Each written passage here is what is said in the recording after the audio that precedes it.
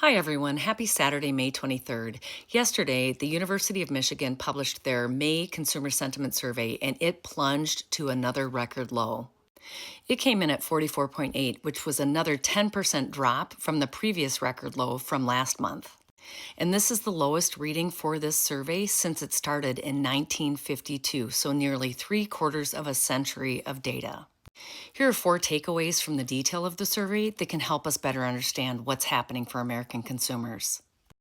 As you can see from this chart, this record low is worse than consumers were feeling back in the late 70s and early 80s when there was 13% inflation and 8% unemployment.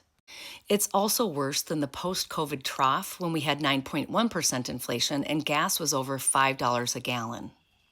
So, the first takeaway is the combination of economic and geopolitical pressures that consumers are feeling right now are worse than at any point in history. So, what's hitting consumers today is a bad combination. The second takeaway is that the survey showed stronger declines for lower income and non college educated Americans.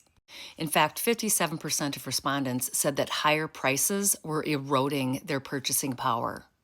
And this cost pressure is hurting lower income Americans the worst.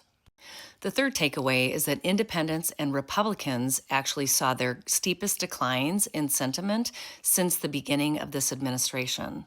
So, this tells us that consumers are responding based on what they are actually experiencing, not just what they're hearing.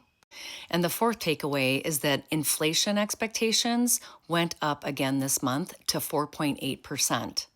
And this is up from just 3.4% expectations back in February. So this tells us that consumers are further bracing for inflation.